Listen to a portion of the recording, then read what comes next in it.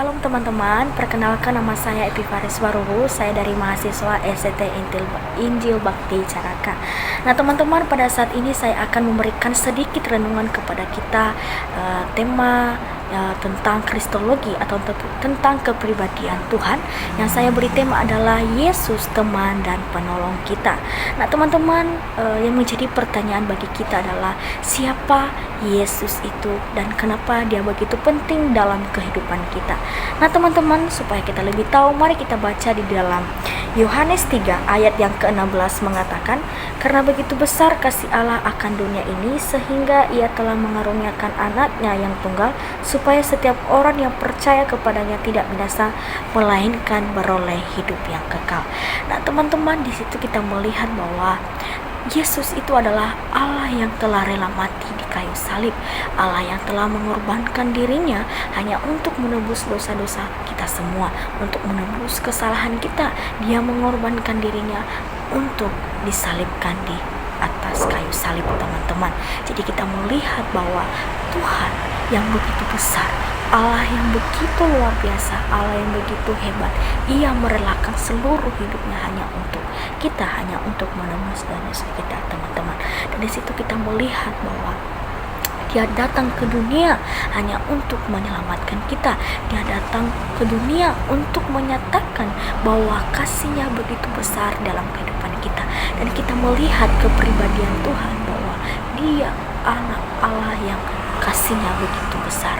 Dia mengasihi kita, dia menyayangi kita sebagai anak-anaknya.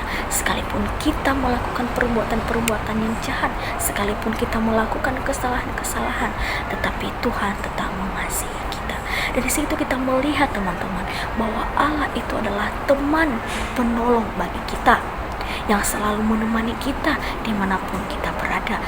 Teman atau sahabat yang selalu ada di dalam kehidupan kita, baik dalam suka maupun duka. Di saat teman-teman lagi sedih, di saat teman-teman dalam kekhawatiran, Tuhan ada.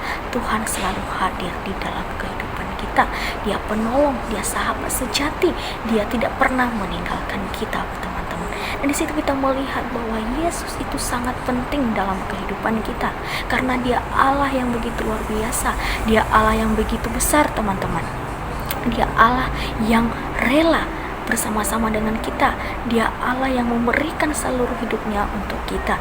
Dia selalu menemani kita dimanapun kita berada, bahkan dalam keadaan apapun.